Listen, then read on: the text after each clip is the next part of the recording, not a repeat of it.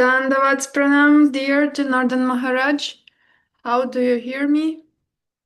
Yeah, I can hear you. We are very happy to see you and we hear you well. Okay. Is this the right time? Is this when this was supposed to start? Yes, this is right time and I think few more minutes devotees like to join one by one. It can happen even in the middle of the Zoom and it will be recorded and published. So yes, we are here. Okay. And it will also Priyanana Didi, she's doing simultaneous translation into Russian, so Russian speaking devotees will hear you as well. And What in about case you? What about Ukrainian speaking devotees? they as well understand, all of them understand Russian, so they join. Sometimes, if we have a separate translator into Ukrainian, we do so, but All right. unfortunately, yes. So it's this Zoom is usually questions and answers, but sometimes devotees are shy, or also it's nice to hear. Okay. It's nice to hear anything like maybe you would like to start from something which comes to your heart right now.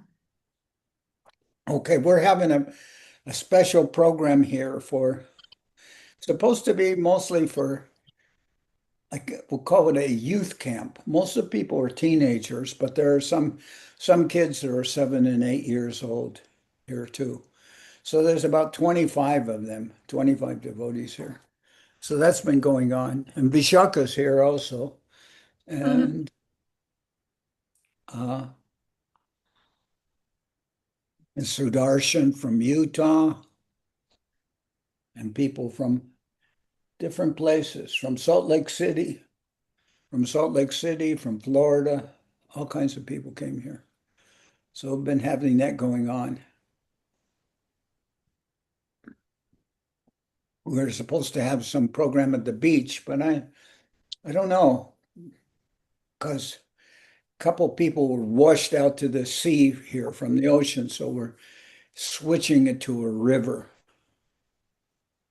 from the ocean. Last year we had it at the beach bonfire. Mhm. How's everything? You're in Portugal? Yes, I am in Portugal. Narayani as well is here, but she moves so fast, not easy to understand where she is, but she is now here. So we have several devotees here from Colombia too. So now Colombia is going to play Portugal in the cup. Is that today? I don't know. Yeah, I was surprised. One Brazilian devotee, she sent me also that Ukraine with Brazil, and I smiled. I don't watch it, but yeah, it's hot everywhere in Europe, and I know Bhakti Lalita is not far away in Villa Govinda Ashram visiting. Oh yeah, I talked with her a couple days ago. Yes, so. Does anyone have any questions?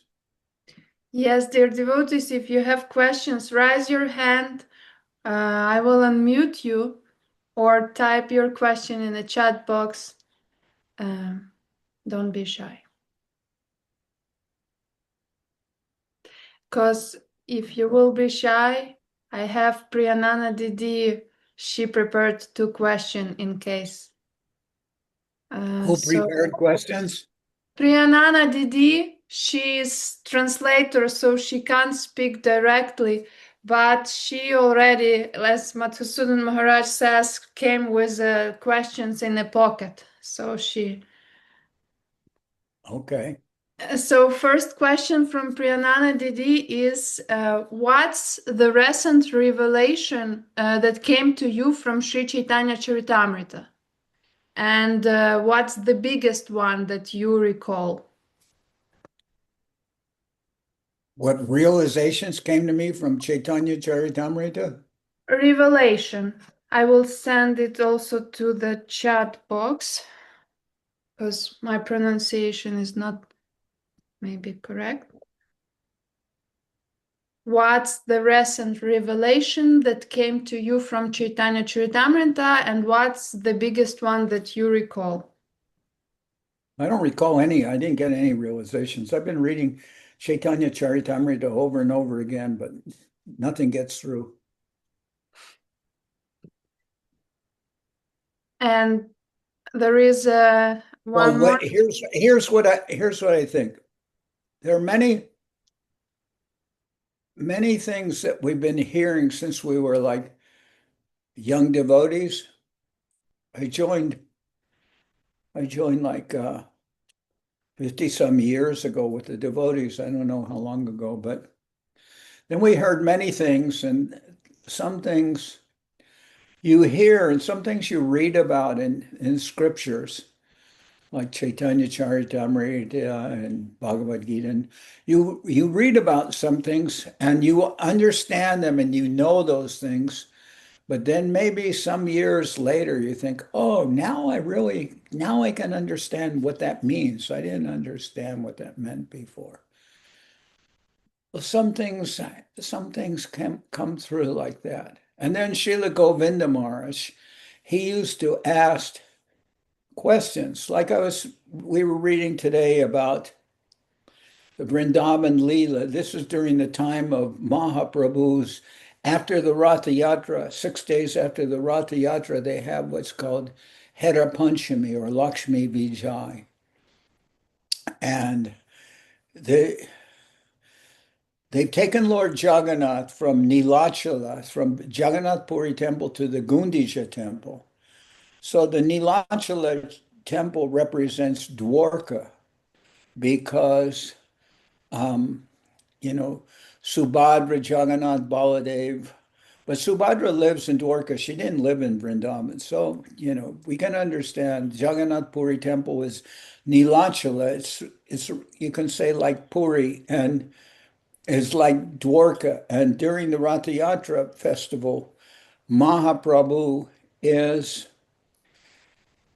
he's dancing and he's reciting a verse from where it says, it's actually a verse from the standpoint of a woman, not from a man. And she's saying, I'm the same lover, and he is the same lover, that we knew each other during our childhood. But I'm missing being with him and taking by the Revata. I think it's the Revata River.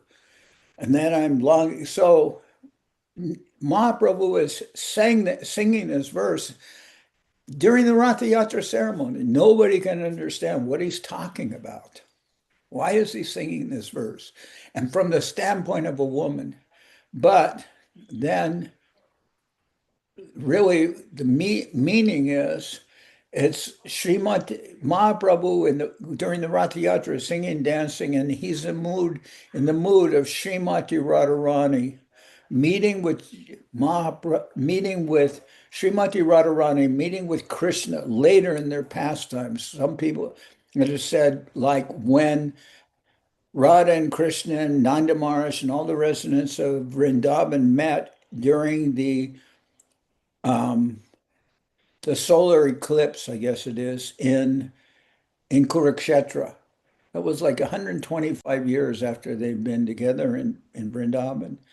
So Krishna goes there with chariots and with many wives, and Nanda Maharaj and the gopis and gopas, they all go there from Vrindavan, and then they meet.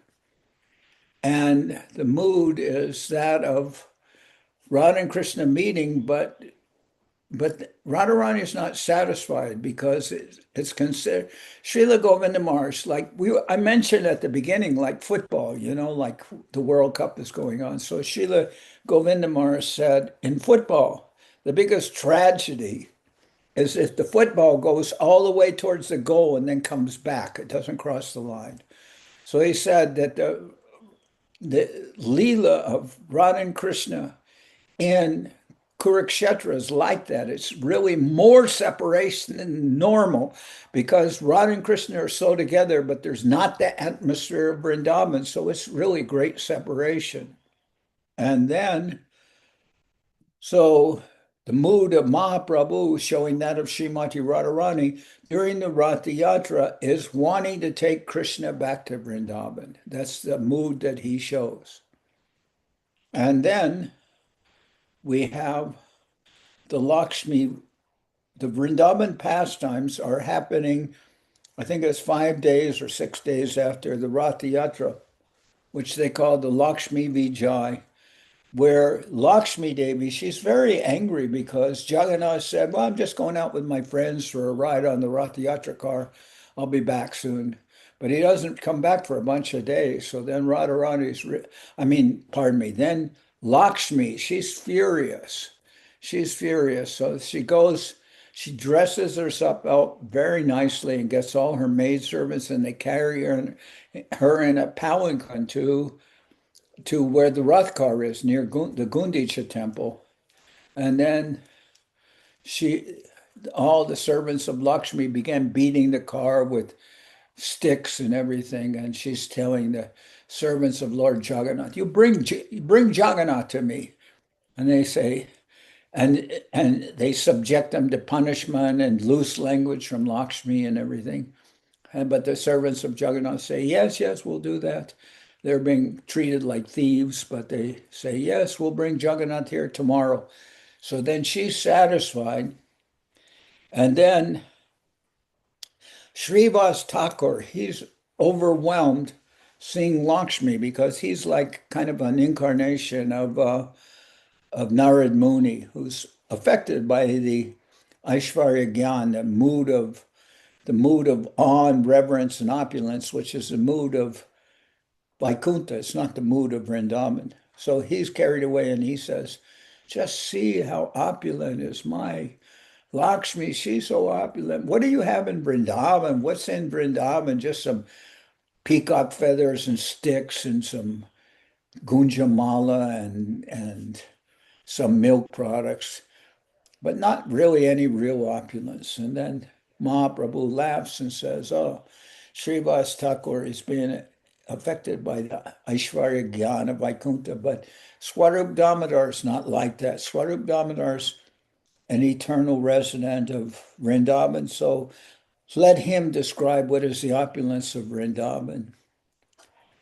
And then Swarup Damodar starts talking about in Vrindavan, Radha and Krishna, they're seated on a throne, and all the dust is made of Chindamani, the most valuable jewel. All the trees are Kalpavriksha, wish-fulfilling desire trees, and all the cows are Kamadhenus, and all the gopis are Lakshmis, and he's glorifying Vrindavan.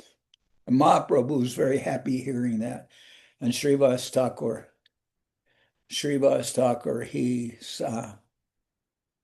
he then becomes very happy and he starts dancing and making noise with his arm like this. Then I'm hearing all that, and then we're reading that in the Chaitanya-charitamrita. That's where we are now.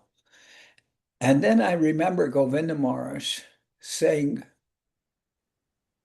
that Govinda Maharaj, well, we see that Mahaprabhu is dancing with the mood of Srimati Radharani, wanting to take Krishna back to Vrindavan.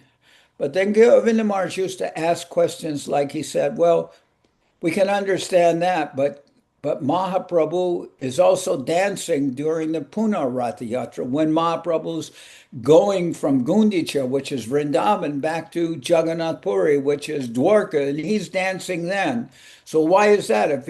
We can understand him dancing during the Ratha-yatra festival, going to Gundicha, because he's wanting to take Radharani's mood of wanting to take Krishna to Vrindavan. But why is he dancing coming back from Vrindavan going to Dwarka? Why would he be dancing during that? So these were, Govinda Maharaj used to ask questions like that. I used to like those questions because they make you, he didn't give the answers usually. But then I was sometime reading Chaitanya-charitamrita, and it was saying that when Mahaprabhu was in Vrindavan, they were worried about him because he would roll on the ground and cut himself with thorns, and he would submerge himself in the Jamuna, and like he was too much he would be too much in his internal lila, and they were afraid he would get hurt, like drown himself in the Jamuna, roll on the ground on sharp thorns and things. So then Balabhadra Bhattacharya and others, they decided, well, we better get Mahaprabhu out of Vrindavan, and we'll take him to Prayag for the Kumbh Mela. And there in Prayag, he met with Rupa Goswami, who had arrived from Ramakeli, going to Vrindavan. And Mahaprabhu agreed. He said, he said to Balabhadra Bhattacharya, well, you brought me here to Vrindavan, and I can never thank you enough. So now if you want me to go to Prayag, I'll do whatever you want. And then it said Mahaprabhu, knowing that he had to leave Vrindavan, was in great ecstasy. So I thought, well, maybe this is part of the answer that Srila Govinda Maharaj is saying. Why is Mahaprabhu dancing on the return, which is going back to Dwarka? Why would he be dancing? We can understand him dancing if he's in the mood of going to Vrindavan, but why the mood of returning back to Dwarka temple, which is Jagannath Puri, Nilachala, from Sundarachala to Nilachala? And I thought, oh, well, maybe that's an answer. Maybe that's an answer for Govind Maharaj's question. So some things you think about, like Govind Maharaj's questions and stuff like that. Some things make you think. They make you think. And then you think, well, maybe for this reason a little bit. And I remember when I would walk when I was just like a little baby, I'd be I was 25 years old. I was in India with Srila Prabhupada, and we would walk at Juhu Beach. Prabhupada would go for walks early in the morning, and we'd go for walks, and then Prabhupada would say, he would say something like, well, we have to preach based on the Bhagavad Gita, our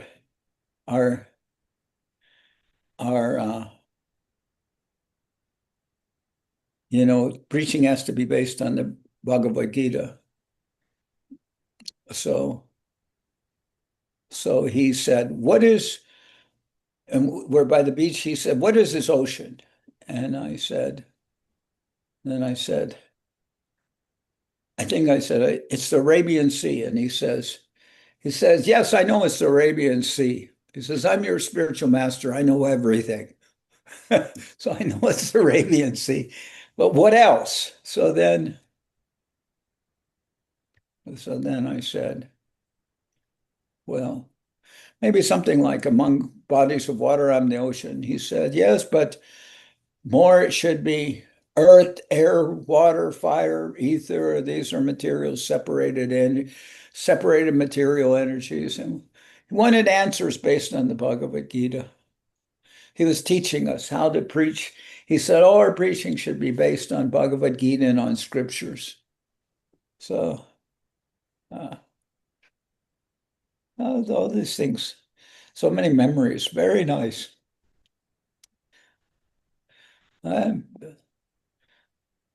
Many years, like 4 years, I was in India with Prabhupada. It was very nice. And I used to sneak into his room and just sit there for hours. And then sometimes Brahmananda dragged me out of the room. But so many nice things happened. I can't remember all of them. As far as realizations go, that you know them when they happen to you, but I don't have a mental cabinet. I don't have them all stored away. I don't know. Sometimes they just come to you, certain thoughts and certain memories when you're not thinking about anything. It was very nice. Chaitanya-charitamrita is like that. You just read it and read it and read it, and then sometimes you think, oh, this about this and that, and so many nice things happen. So I don't know.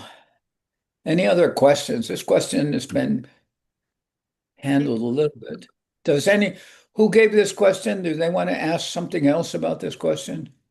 Priyanana Didi, she did, and she has another question, but she can't speak because she's translator, and I can say to her that I'm grateful because it was very beautiful question about Chaitanya Charitamrita.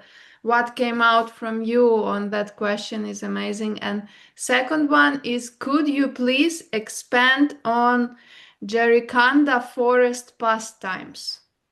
Oh, Jharikhanda.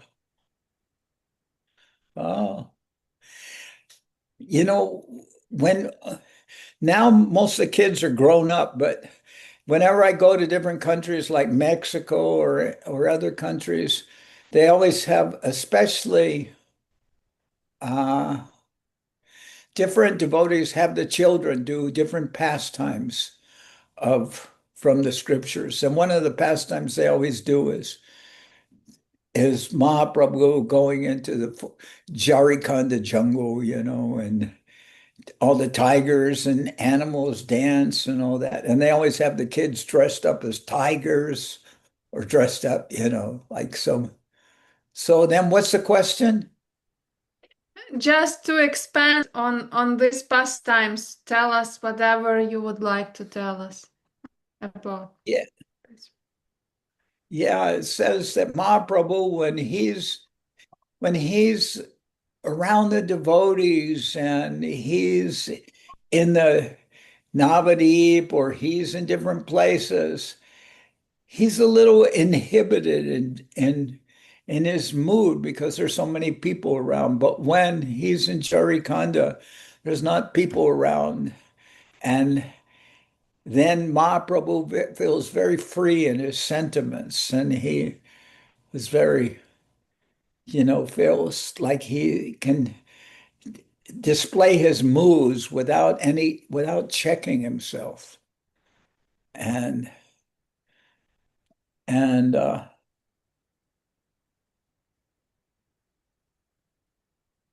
see, first Mahaprabhu, he tried to go to Vrindavan, but his real intention, I think his internal intention, he said he was going to Vrindavan, but he went through Bengal. And I think first he went from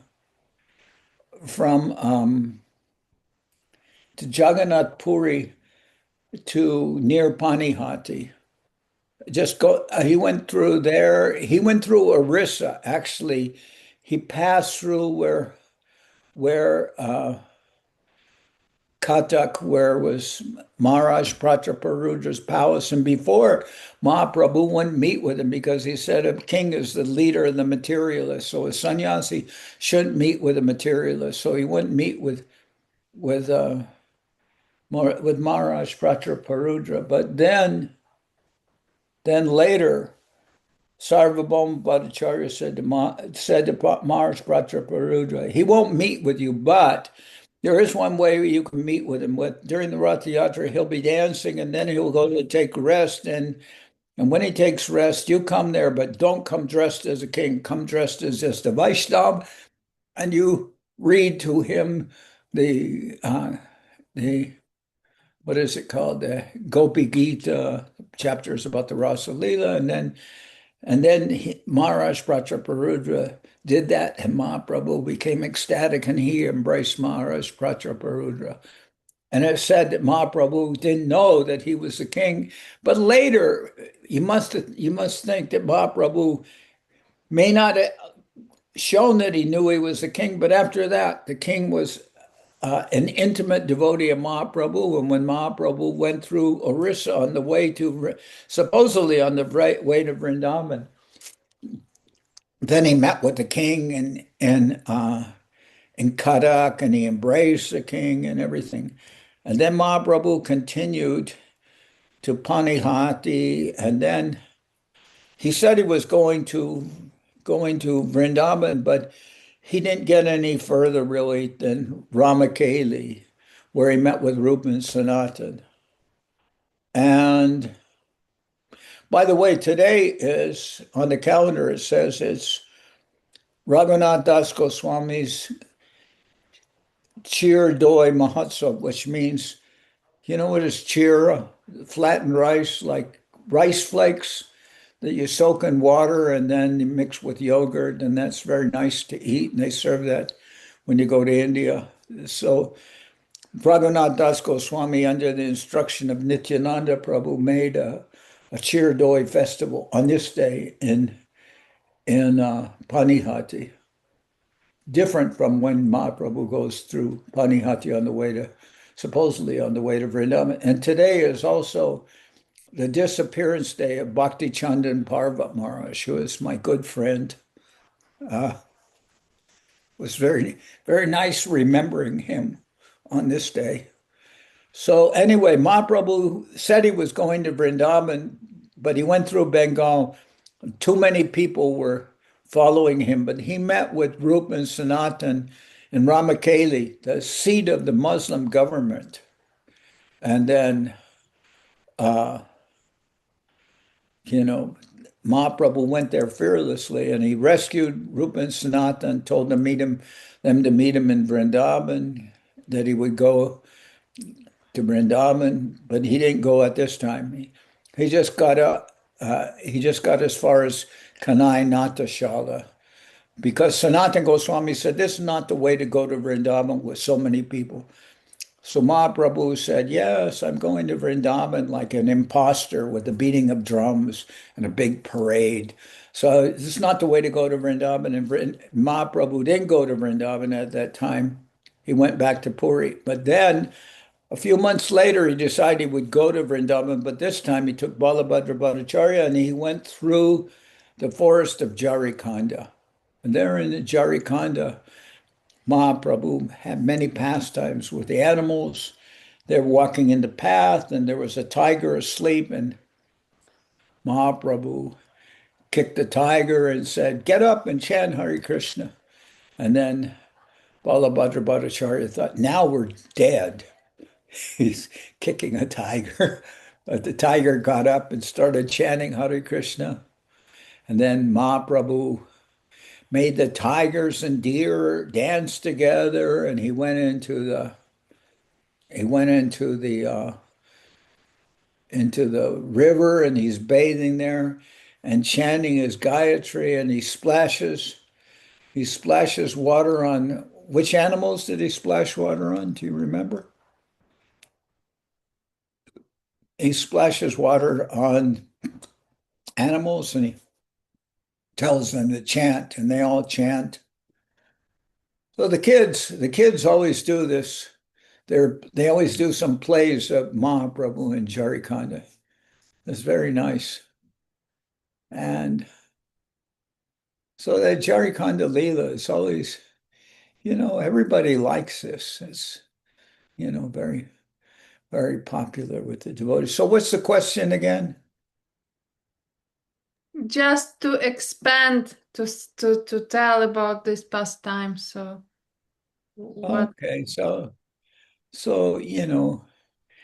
and Mahaprabhu's more happy going through the forest of Jharikhanda than he's going through cities and towns. He's very happy in the forest. And later, Sanatana Goswami goes to visit Mahaprabhu, and he goes through Jharikhanda also on the way to Jagannath Puri, but he contracts some skin disease, like what's the skin disease where you get sores on your skin and they ooze some liquid, like epizema or something. I had that once in India, something like boils and stuff. But anyway, then Sanatana Goswami gets to Puri and he has that disease, and he thinks, and Mahaprabhu is continually embracing him. And then Sanatana thinks, oh, I'm making offense by my sores or touching Mahaprabhu's body, so I should commit suicide by throwing myself underneath the Rath car. But that's another pastime that's different. But anyway, I don't know. What more can I say about Jharikhanda? Mahaprabhu goes through Jharikhanda and then he comes to, I guess, it comes to Varanasi, which is Benares. I think he comes there to Manikarnika. Manikarnika. I think it's called that because there, where is it? Is that the Ganges, I guess? Ganges or what? I don't know. No, maybe Jamuna, where one of Lord Shiva's earrings fell into the water there, and it's called Manikarnika because of that earring. Anyway, I don't know too much about the Jharikhanda Lila, but ask whoever asked the question, ask them to ask some more question. What else do they want to know about Jharikhanda? I don't know so much about that. Nazar, do you want to ask something? Because Priyanana will not. Or maybe Krishna Chaitanya, Yashodanandan Prabhu, those who faces I see and those who I don't see also, please. There's Krishna Chaitanya and Nazar. Yeah. Nazar, you got to take initiation from somebody sooner or later. Sooner or later. Sooner than later, yeah. Otherwise, we'll be all dead. There was one devotee in England. He's very nice. He's actually from Hungary. His name is Ajay Krishna. And one time I was talking about another devotee who I know who's a little unfortunate. That other devotee's name is Jonathan. He never took initiation. Srila Maharaj didn't understand. He asked, Srila Maharaj asked what his name was, and he said Jonathan. And Srila Maharaj thought he was saying Janatan. Jana means people, and Nata means the Lord of the people. So he thought he was saying Jonathan, but Srila Maharaj thought he was saying Janatan. But that person knew Prabhupada, he knew Srila Maharaj, he knew Srila Govinda Maharaj, and he never took initiation. So I was just remembering him, and I was like one time saying, oh, how unfortunate. He knew Prabhupada, he knew Guru Maharaj, he knew Govinda Maharaj, and he never thought to take initiation. In fact, he preached to people that they didn't need to take initiation, which I talked with Srila Govinda Maharaj about that, and he decided to throw him out of the mott. But Govinda Maharaj said, well, right now it's a festival. It's a festival. So after the festival's over, then we'll throw him out. And then the festival passed, and then they threw him out for preaching to people that they didn't need to take initiation. So then I was talking about that guy, Janatan, on one Zoom meeting with England. And Ajay Krishna, I forget what his name was, he heard that and he thought it was talking about him, but actually I was talking about somebody else. So then he's married to Ratnavali from Bengal, and he's from Hungary. And he decided to take, when he heard that, he decided to take initiation. So I thought that's nice, nice. At least the story wasn't just sentimental. At least it served something, and he took initiation. So the question of Jnata-sukriti or ajnata-sukriti. Jnata-sukriti means you get some sukriti by knowing what you're doing, but ajnata-sukriti, you get some sukriti not even knowing what you're doing. You may not do it for even good reasons. Like an example is the pigeons. Pigeons land on the mandir, but sometimes when the pigeons fly away, they unconsciously circumambulate the mandir. So they get some sukriti from that, even though they're just kind of, semi-dumb pigeons. They're just flying away, but they do some circumambulation around the mandir and they get some benefit from that. So even a Jnata-sukriti is better than no sukriti. So anyway, like that. Everything's good, like they say, like we say in America. It's all good. It's all good. So what else is going on? Any other questions? Dear devotees, any questions? Ah. So what's the purpose of this meeting? You have this meeting every Sunday? Every Saturday. once not every Saturday, uh, like not every Saturday. We skip one because Okay, I got it. But Sri Lekha is here, and I thought she was on this meeting, and I asked her about the meeting which she was on. I said, "What's it about?" And she didn't remember being on this meeting, but she was on it, right? yes, recently it's just questions and answers, but not always. Sometimes devotees have a lot of questions. Sometimes we just listen. Speaker, he or she is from different countries or different. Yeah, well, she said Sri Lekha didn't know, and then I said about this, and I think the one who's been communicating, who communicated with me, Narayani, or was it Yeah, you? Narayani, yes. Okay, then, but Sri Lekha thought it was somebody else. She said somebody from Holland who's living in Portugal. Who's that? I don't know, but both me and Narayani, we both are from Ukraine and we both live in Portugal. I don't know. And Okay, so she must have thought somebody else, somebody from Portugal.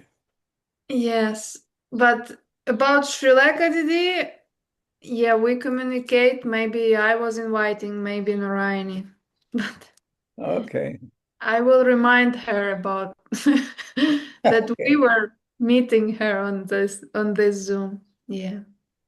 Uh,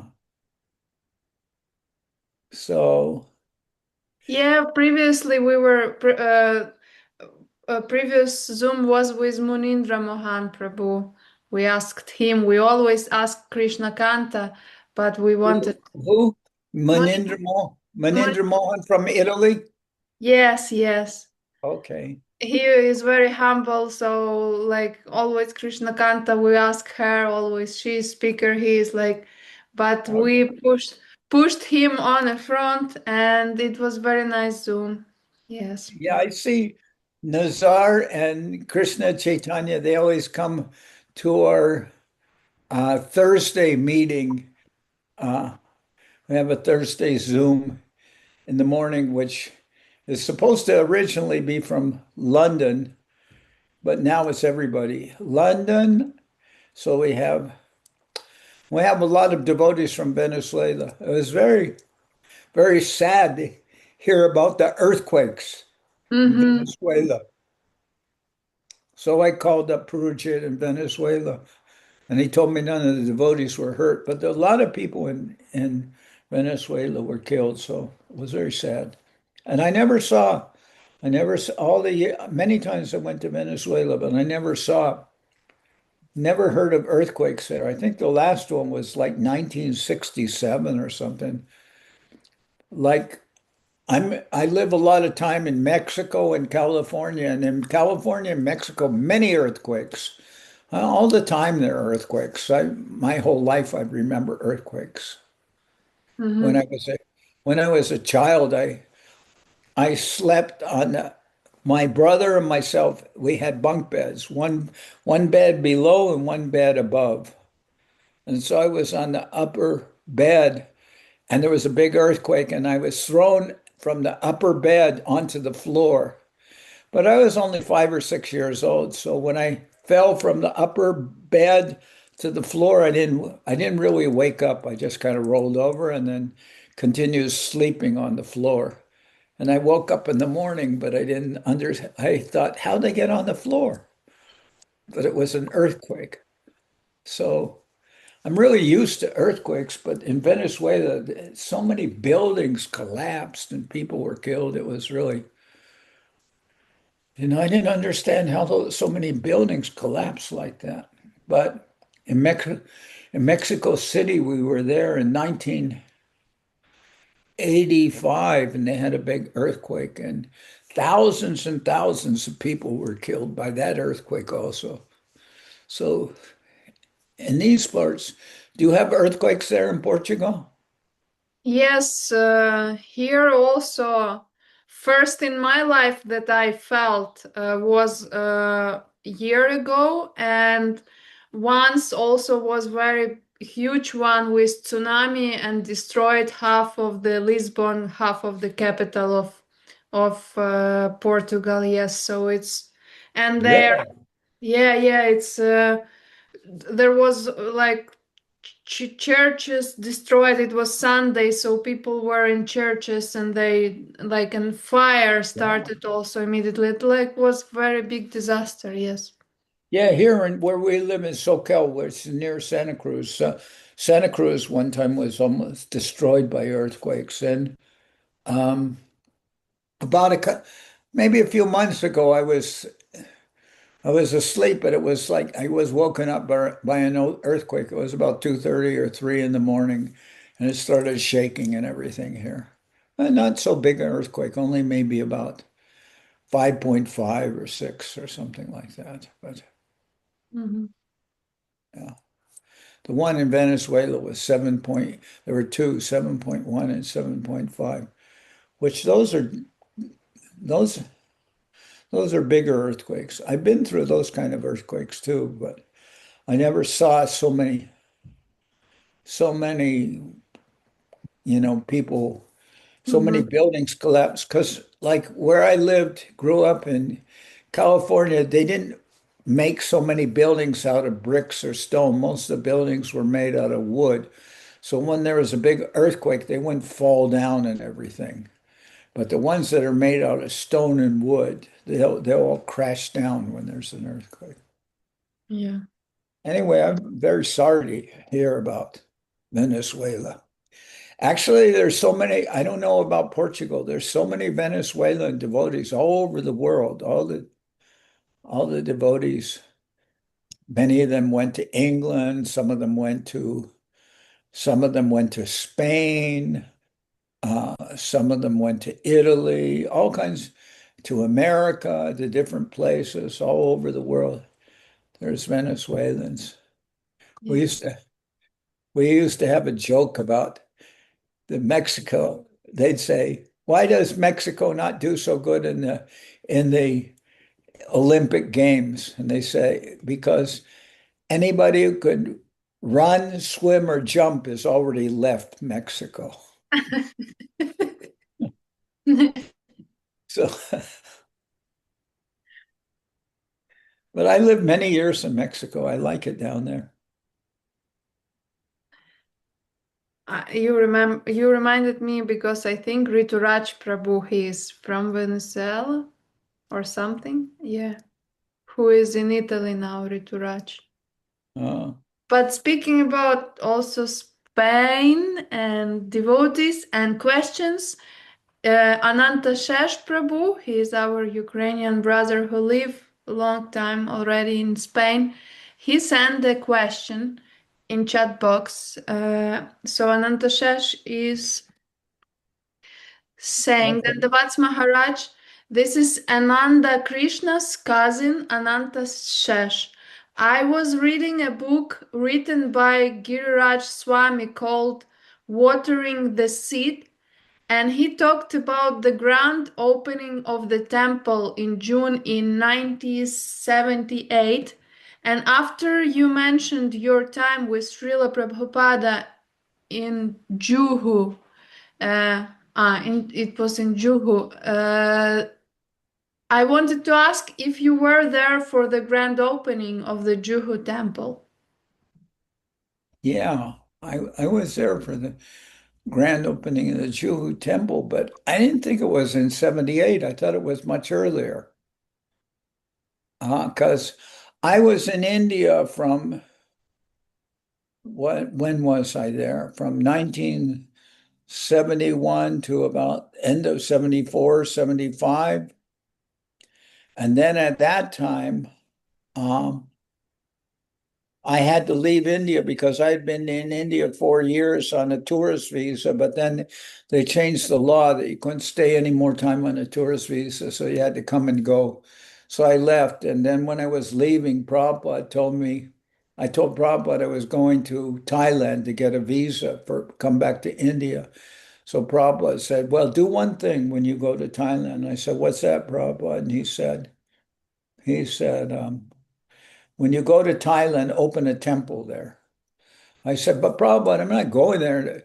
Wasn't going there to stay. I just wanted to get a visa and come back. And then Prabhupada said, there's a Bengali saying that says the reaping machine will reap paddy or reap rice in heaven or hell. So we have to be like that reaping machine that anywhere we're sent, we'll do service. So I understood, oh, I can't argue anymore that I want to come back to India if he's telling me to open a temple. So I'll go to have to open up a temple. But I know I left in 74, 75, and then I went to Thailand, then I went to Hong Kong, then I went to Argentina and all kinds of other places. And so, but I was there in Juhu when we got the property in Juhu. Um, when we got the property in Juhu was like I remember before that we lived in Bombay. Now it's Mumbai, but it was Bombay, and we lived on Warden Road in a building called the Akash Ganga building. Prabhupada lived there, and on the eighth floor and on the seventh floor, Ravi Shankar lived there. And then about that was like 1970, and I think like 1971, one man named Mr. Nair tried to cheat Prabhupada and sell him land in Juhu. But he had tried to cheat. He'd cheated a lot of other people. He probably gave him the down payment, and then he wouldn't give us the final papers for Juhu. So then that was the wrong game to play with Srila Prabhupada because then the man suddenly just died. And then his widow, she came and met with us, and she said, Srila Prabhupada killed my husband and all that. And one man who was there from Bombay, he said, yes. And if you don't want to die also, you should stop playing these games and just give the title to the Juhu property. So they did sign the paper over to the Juhu property, and Prabhupada got that property. And then I think it was 1972, we were all living in huts. And in 1972, I decided, Gargamuni, he said to me, if you want, I wanted to take sannyas. So Srila Prabhupada, Gargamuni said, if you want to take sannyas, first you have to do something. So do something for Srila Prabhupada. So I decided, well, in Juhu, I'll go start distributing prasadam to everyone. So I go every day by train to Bombay, and I'd go to what's called area where all the warehouses were called Masjid Bandar.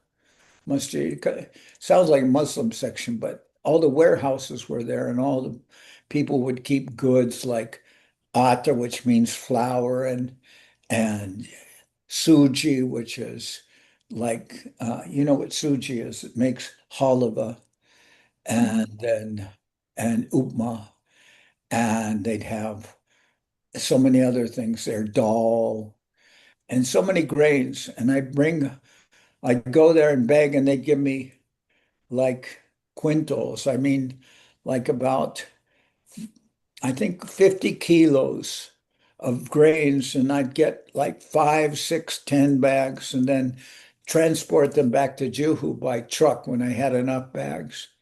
And then we started making kitri and distributing prasadam to all the people in Juhu. A lot of Christians in Juhu. So anyway, we're doing that. So then, anyway, that was to do something. And then Prabhupada came back to India in 1972. Then he gave me sannyas, 1972 at the Radha Damodar temple. So Juhu, I was there when we got the land, and then I thought the deities were installed there. I thought that was 1972, but somebody says grand opening of the temple in Juhu, 1978. In 1978, I wasn't even in India at the time. I'd go there for Gaur Purnima, but 1978, let's see, 75, 76, 75, I think 75 and 76, I was in Argentina. In 1977 and 1978, I was living in Mexico. I was living in Mexico then till 1991. So all those years I was there. So I don't remember I thought the grand opening of the Juhu temple was in 1972, but they're saying 78. But I was good friends with Giriraj Swami. Giriraj he was a really nice devotee, and he was the one who was running the whole Bombay temple, Giriraj. He lives now in Santa Barbara. And I've seen him I saw him one time he came up here. Giriraj. And then Tamal Krishna. Tamal Krishna was also, he was kind of in charge of India, and Giriraj was in charge of Bombay. But as far as talked about the grand opening of the temple in Jew, that's when they maybe built the real temple.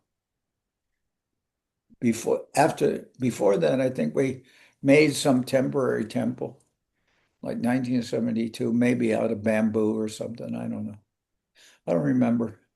But I don't think it was, I don't know. You can ask that devotee, Ananda.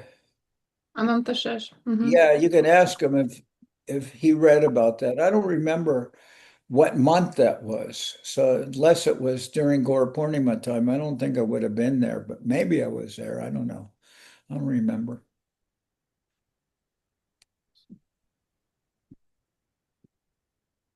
I lived in Juhu for about a year, over a year, I think, or something.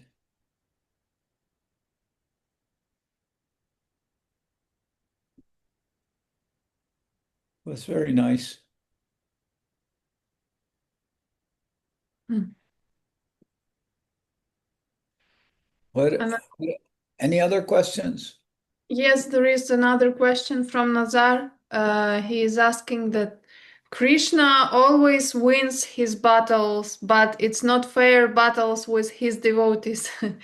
What about Mahaprabhu? Did he lost in some battles? Was Gaura-lila more complicated or dramatic than ones from Srimad Bhagavatam? Well, Krishna didn't always win in his battles. Acha. Krishna had sometimes Balaram's side won. So when Balaram's side won, then Krishna's side had to carry Balaram's side on their shoulders like horses. So then one cowherd boy, who was supposed to be a cowherd boy, but he was really an asura disguised as a cowherd boy. That was, I think, Trinavarta. He carried Balaram on his shoulders. So it shows you that Balaram's side won because the Krishna side had to carry Balaram's side on their shoulders. So the Krishna side didn't always win. So then Balaram was uh, carrying Trinavarta was disguised as a cowherd boy, and he's carrying Balaram on his shoulders. But then he felt that they say Guru is always heavy, and Balaram is like Guru. So then he felt Trinavarta felt like, is it Trinavarta? Yeah. Is it Trinavarta or Pralambasura? I think it's Trinavarta. He's carrying Krishna on his shoulders, and then Krishna, then he feels that Balaram's getting very heavy. So then he expands himself to be a big demon. And then Balaram's looking at him change from cowherd boy to a big demon that goes all the way to the clouds. So then I remember there's the line that says, Balaram is thinking, how has this carrier changed in every way? Let's see. Was Trinavarta or Pralamba Sura who carried Balaram?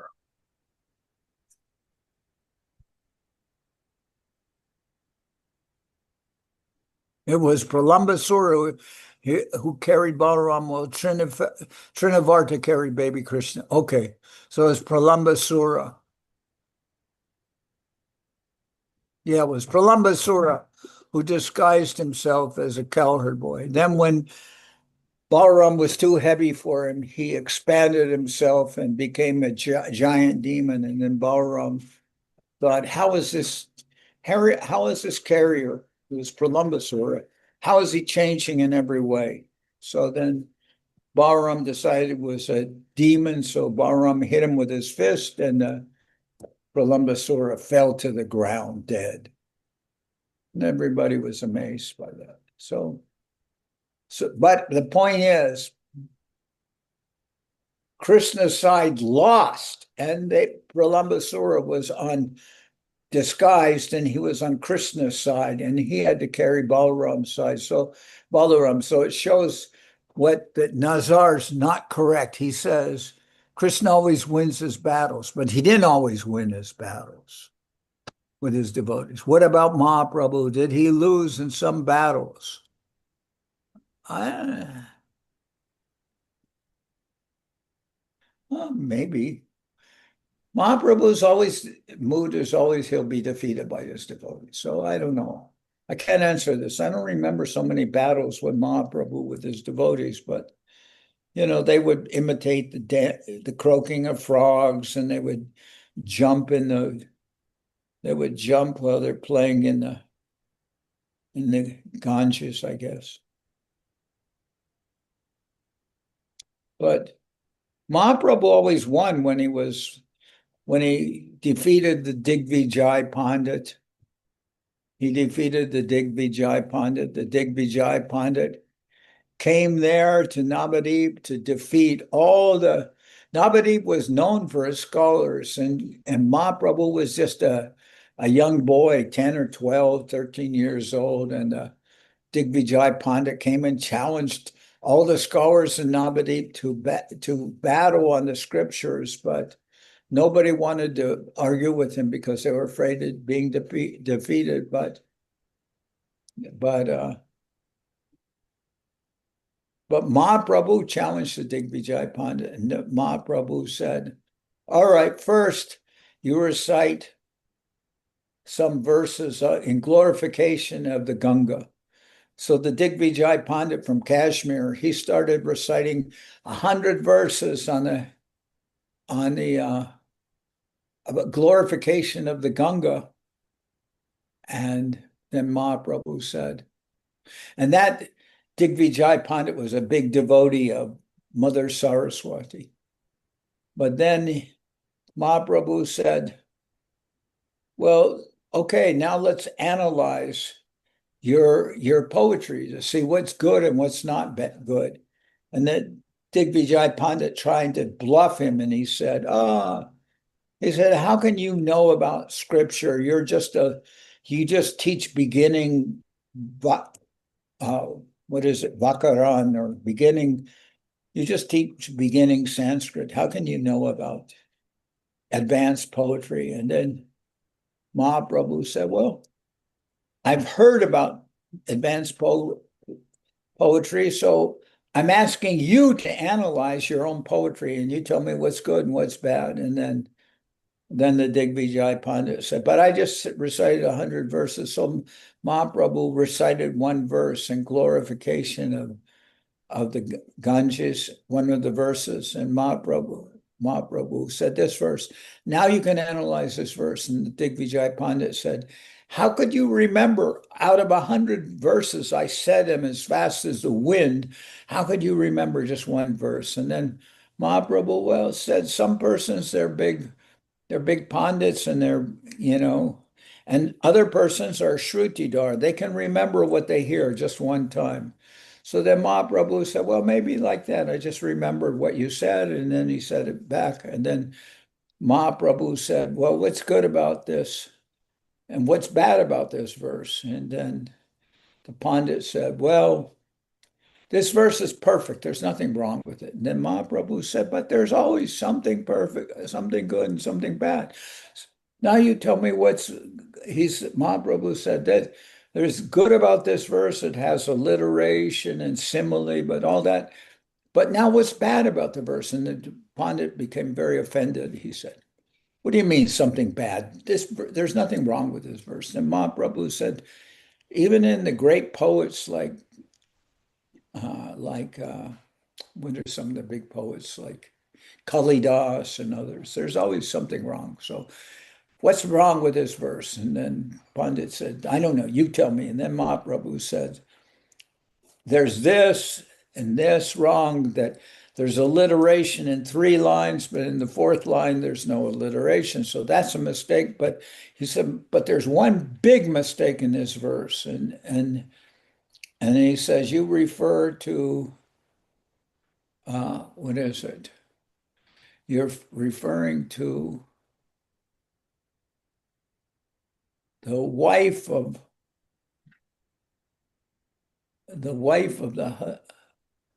I think the wife of the husband of Parvati and then Mahaprabhu said, well, this, if you say give this to the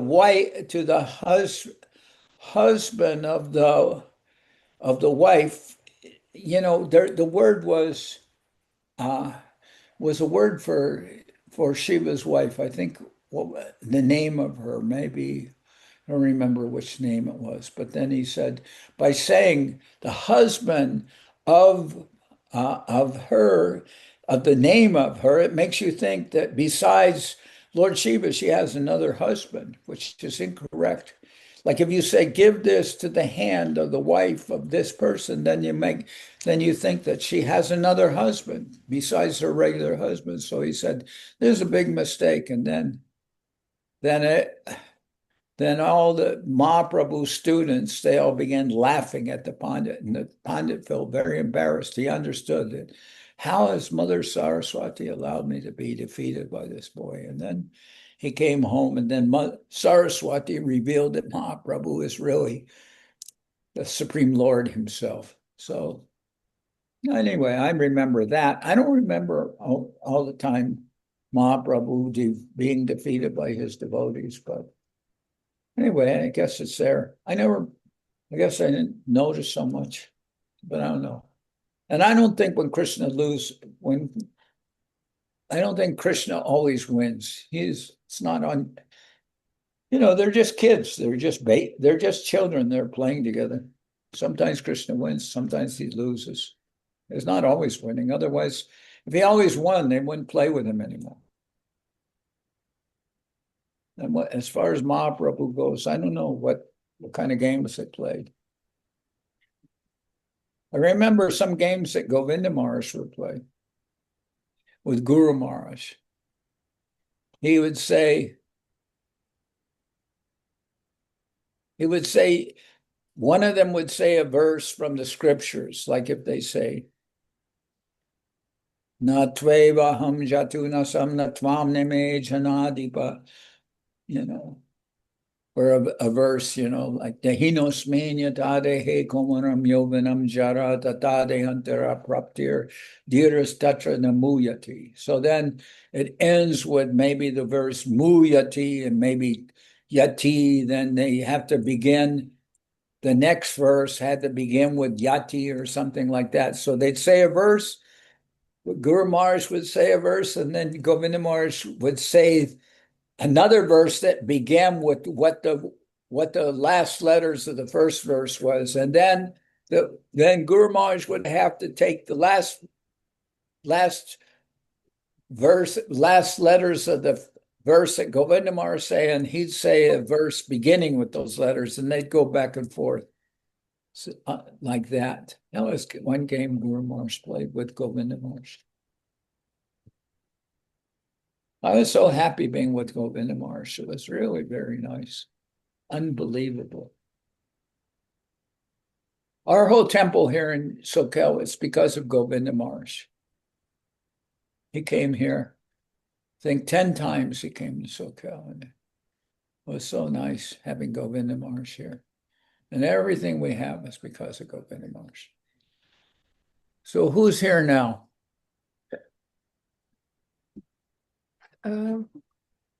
Still those who were Nazar, Krishna Chaitanya Das Prabhu, Yashodanandan Das Prabhu, he is from Ukraine. And Nazar, he is on all Zooms of all countries, all all our gatherings. Ramananda, Where's Priya Nana from?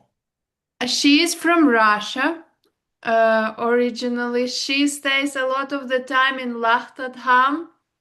Okay, I know somebody else named Priya Nana, but I don't remember where.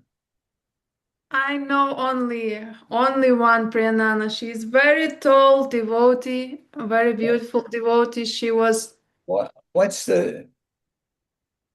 the devotee from Australia? Oh, that's different. Kaylee Kadambanana. yes, Kalikadam Banana is from Australia. Now she's in London Temple with a But Benava. I know somebody else named Priya Nana, but I don't remember from her. Okay, and Sakshi Gopal Das from Ukraine. Nadia Priya, she is also from Ukraine. Muktinath Das Prabhu, he was in India, now he's back in Russia. Okay. Tungarasa Didi, she is probably Is in. somebody translate? Is Yes, somebody translating into Russian? yes, Priyanana Didi. Da, da, da. Yes, she is doing translation. Actually, I don't know any Russian, but most of my family was from Russia. Ooh la la, this is unexpected. A long time ago. They went to America like 1910 or something like that, a long time ago. Yeah, so My and grandfather was from Russia, but I'm not sure what his wife, where she was from. He was from Russia. They came on a boat. I think he was born on a boat coming from Russia. And I think his wife was from where was she from? Maybe from Romania. She may have been from Romania. And then I had more relatives. They all came from Russia, but they were all and some was from, I think some was from Lithuania also, or something. But they moved to Pennsylvania, to Pittsburgh. But then when I was 4 years old, my parents left Pittsburgh, so they came to California. So I didn't really know any of them, although they were all from Russia. My grandmother, she was also. And if you saw a picture of my mother, you saw a picture of my mother, she looked like she was from Russia. I don't know if I had a picture of her. She looks like she's from Russia. She really looks like a Russian girl. That was my mother. Wonder if I have a picture of her. I have a picture of her somewhere. you visited Lakhta in Russia? Uh-huh. Do you have you visited Lakhta in Russia in St. Petersburg? The Yeah, temple yeah, and also the place in Moscow. Kiselnoye, yes. Yeah, and I was there when Govinda Maharaj was in Moscow. We were going to do a big program in Moscow, but maybe something to be like 50,000 people. But then the Russian government became really frightened, so they said couldn't do a religious program. So then Govinda Maharaj said, okay, we'll just do a cultural program. So they said, okay. So we did a cultural program, and the representatives from the Indian government came to that program. It wasn't 50,000 people, only about 5,000 people came to that program. And then it was supposed to be a culture program, but then Govinda Maharaj started by saying, you can't talk about Indian culture without talking about Krishna. So then he started. It's nice. That was in in Moscow. And sometimes people from the people from the Russian government sometimes came to the temple in Moscow and listened, or sometimes they came to the programs. I think they were spying on us, but I think they also liked the programs a little bit. Yes. And who I see, who I see sometimes now, who makes the calendars for us is Dundee Maharaj. You know him? Yes. I saw him recently in India on parikrama. Yeah, he goes with us on some of our parikramas, and he's really nice. I like him. And Dundee Maharaj, he lives in, I think, in Mayapur. Yes. Yes. And now Krishna Chaitanya, he's become Italian. Almost. He, yeah, he lives in Italy. He won't eat anything now except spaghetti and pasta and sometimes gnocchis and pizza, uh, lasagna.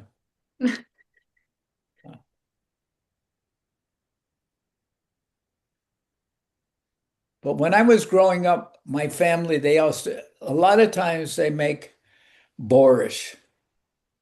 Oh, yes. It's famous. Yeah, Now it, I didn't like it. I didn't like it very much, but they'd make it.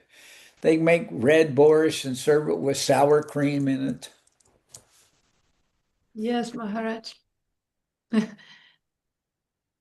They make other things. Now even Brazilians know how to cook borscht. Our Ukrainian devotees taught them, so borscht is conquering the world. Not conquering me. Yes. I like, you know what I like? Some things I like. They make a kind of halva from I think it's from sesame seeds, halva. And from sunflower as well. Sunflower seeds. Yeah. And with honey. Yes, and it's like such a gray piece. You, yeah, Yeah, cut it. Yeah. yeah, that's very good. I like that. Yeah. And who used to make us some nice things there too was Harimata. Do you Yes. know her? Yes. Harimati from Ukraine. A She no, devote. she's not from. I thought she was from where is it? The northern part of Russia where they have the Siberia. I thought she was from Siberia. Maybe we are talking about two different, maybe. She has a daughter. I think her daughter's name, what? Uh, I don't remember her daughter's name was. Ah, in Huh? in Sibir is Subadha Didi and her daughter is Ekadashi Didi, maybe. Okay. Yeah, Subhadra and Ekadasi, I remember. But I also remember Harimata. Harimata is very big. She's very big, and I used to see her when I'd visit there, and I'd see Avadut Maharaj. Yeah, I was also thinking that it's Haridasi. Thank you, Priyanana. Haridasi Didi. She's And very, her she's very daughter, powerful, right? yeah, Yeah. she's very strong lady, and I Okay. mean, she can with her just looking on you, you will do anything. Okay. But Yeah. and her daughter name is Pulanana. Oh, yeah. Purnanana. Okay. So then there's some question here. I'm going to copy this question. It's all in Russian or Yes, something. Maharaj, I see them, but I was thinking that maybe I don't know if you have still time because I know you have another Zoom coming, and Yeah, in it's about 10 or 15 minutes. Let's see. Let me see if I can do. I'm just curious how good Google Translate is. I'm going to try Google. he is all the time improving. it Let's see. it is. Google Translate. I just test this. Google Translate. Enter text. Now I'll put in the text. There it says, Dandavat Maharaj, could you tell us something about Bhakti Nirjal Tilak Maharaj? Okay, Bhakti, it's actually Tilak Niriha Maharaj. About his position in our Guru Varga and his qualities, does he currently hold the position of Param Guru? In the Russian-speaking community, we know nothing about him. Well, okay, that's a good question. I like to answer this question. So, you know, I'm all the time going to India. So in India, Bhakti Nirmal Acharya Maharaj, he had many disciples in India. So then when Govinda Maharaj left in 2010, Govinda Maharaj asked us to follow uh, Acharya Maharaj. So then there were gurus in different parts of the world, like, there's was like Avadut Maharaj in Russia, and then there was Trivikram Maharaj in Brazil, and there is, uh, Govinda Maharaj didn't say Goswami Maharaj, but I know that Govinda Maharaj thought of Goswami Maharaj as a guru also, because he told when he said something. Many conversations I have with Govinda Maharaj, and I know that he accepted that Goswami Maharaj could be a guru. But anyway, there were gurus in different parts of the world. There was gurus here and gurus there. Guru in Mexico, uh, Ashram Maharaj. And Acharya Maharaj was the guru in India. And some people said, oh, he was the Param Guru, the world guru. I don't know what he was in that sense. Okay, even if you say that's true, but other people will say, well, that's not true. It's an exaggeration. But I feel it doesn't really matter, because if somebody's the disciple of somebody, they can think anything about their guru. Like, my guru is God. My guru is the best of anybody, and this and that. So, okay, fine. But Acharya Maharaj had many disciples in India, but then he passed away in 2021. So then I was thinking, when Srila Sridhar Maharaj was established as the Acharya for so many of the people in the West, because after Prabhupada left, they didn't like the way the gurus were running ISKCON. So then that many people wanted some relief, and Srila Sridhar Maharaj gave them relief and gave them shelter and everything. So we we started talking about here we have our society is called Vaishnav Seva Society. It's registered as that, but it has what's called DBA, which means doing business as, because nobody can, if you say, what's the name of your society? Vaishnava Seva Society. They go, what? But we say also doing business, DBA means community relief services. So Guru Maharaj said, Srila Sridhar Maharaj said he was doing relief work. So I was thinking after Acharya Maharaj left this world in 2011, and he had many disciples in India, who's going to give shelter to Acharya Maharaj's disciples? So people can just say, well, forget about it. No, not forget about it. I was thinking, who can give shelter to his disciples? Then I talked with Ashram Maharaj and other persons like Bhakti Bandhava Puri Maharaj, and we decided, okay, who did Acharya Maharaj see as his most prominent disciple? Then we decided, we all talked, well, that was Niriha Maharaj, Bhakti Tilak Niriha Maharaj, but he's also very young. So then I said, all right, we're going to go to India. And we went about 4 years ago, 3, 4 years ago, on Akshaya Tritiya, which is an auspicious day to begin projects. It's in May, was in May. So we went there and we established Niriha Maharaj as Acharya Maharaj's successor, especially for India, so that people could have some shelter. And I thought it was very nice. And that day, we were in Tarakeshwara, which is about an hour from Calcutta.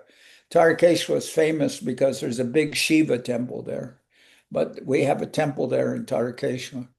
And Niriha Maharaj, I said to Niriha Maharaj, so we're going to do this program to establish you as Acharya Maharaj's successor. So where shall we do it? And he said, Mayapur. I said, no, not Mayapur. Where's one of your main temples? And he said, oh, Tarakeshwar. So I said, all right, Tarakeshwar. We went there in Tarakeshwar, and through a person named I'm trying to think of his name. I think his name is Madhu Mangal or Madhu Mangal or something like.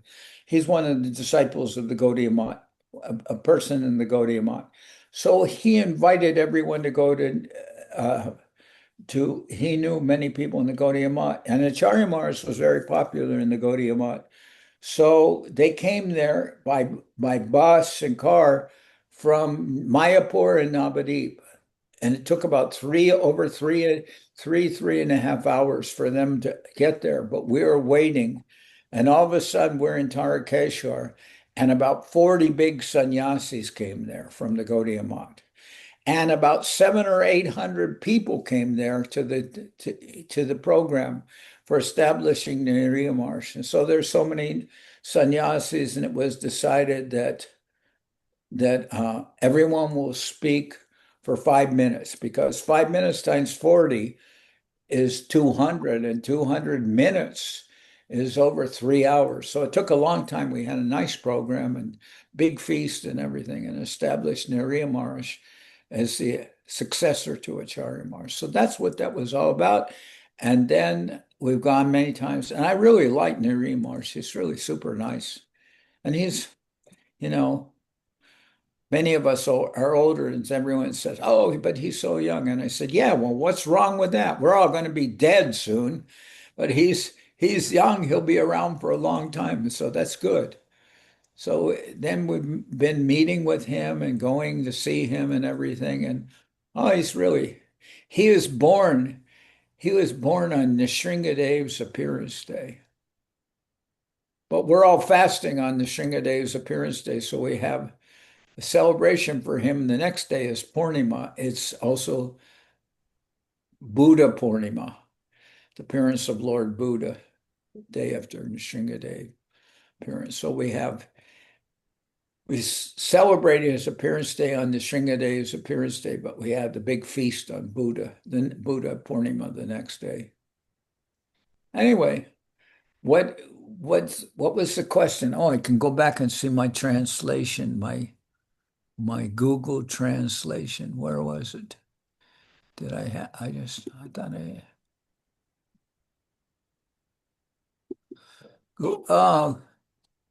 There you are. Come in. Could you tell us something about Bhakti Nirjar Tilak? It's actually Bhakti Tilak Niriha Maharaj, about his position in our Guru Varga and his qualities. Does he currently hold a position of Param Guru? In the Russian-speaking community, we know nothing about him. Well, I'm speaking with Russian and Ukrainian devotees. You can show yourself here. Checking Yeah. for This is if you're coming up to the top, but you're in the middle of a well, I'm almost done with this. okay. This is Jivana. She was she's Hare Krishna. she was married to Udamanyu Seva Vikram, and very nice. And now start reviving our reviving that we have something in Oh yeah, San Jose. San Jose. Hopefully something will manifest there. It's getting painted today. Nice to see everybody. Thank you so much for being on the planet. Do you know anybody named Priyanana? I thought I knew somebody named Priyanana. But Well, we used to have a Priyanana here, who was that? but she hasn't been around for a time. And What? but it was a long time ago, actually. Yeah, but what about her? Just that she was in the San Jose ashram for a little bit, then she left. I think she got either married or pregnant or something, and we haven't seen much of her since. Well, who was she? Do you remember? I don't Where was she from? California, maybe she was I thought I remember something Yeah, about yeah. Priyanana. but she wasn't around for very long. That's a very nice name, though, Yeah. Priyanana. Beautiful name. Okay. Where is Priyanana? Can you show? Oh, there she is. Okay.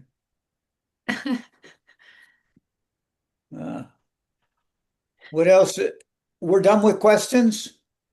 Yes, Maharaj, we are not supposed to keep you so long, and we are Okay, very who's Fulanana?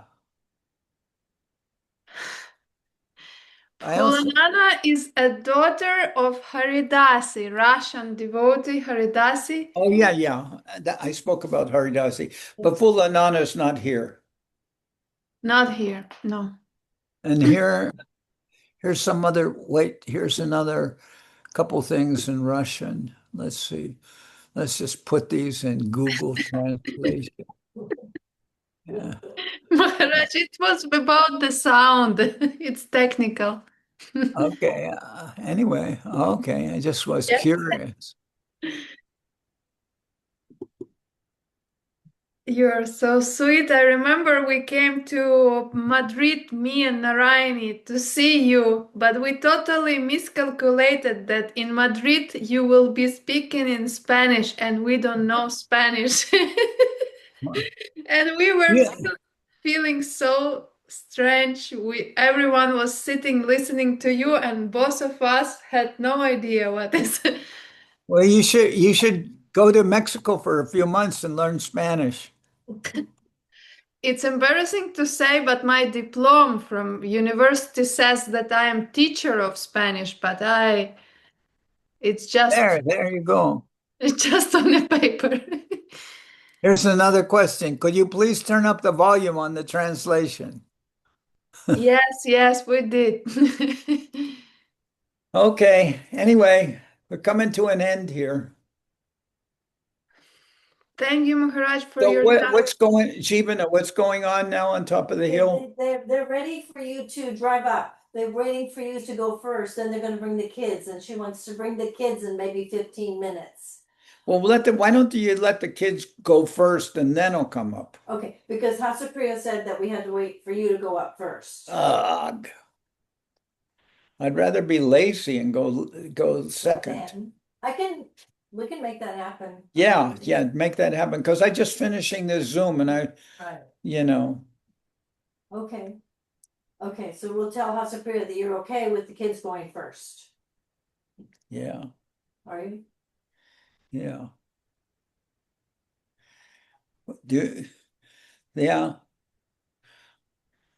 Do Do you know what is beet kvatch? What do they call it? Beet kvavacha. Do you know that? No. When I was in Russia, then we went to a place, a bath where they have hot rocks and they put all the steam comes Banya. up. Banya. Yeah, and then you go from there and jump in cold water. Exactly. And then afterwards, everybody drank something called kovacha or something. Do you know what that is? It's kind of like some fermented drink. Kombucha? No, I don't think it was kombucha. What do they make? Huh? Kvass. Kvass. How do you spell it? Kvas. I don't know if to try. Okay, kvass. So I like that not with alcohol, but I like that with beets, beet kvass, red ones. Yes. Do you make that? In Ukraine and Russia, I think, yes, it's still, yes. It's very nice. It will improve your digestion. Now I know what to bring from Ukraine to you. Halva from sunflower seeds and kvass. Okay. We noted. All right. Nice. Yeah, but kvass from beets, those red ones.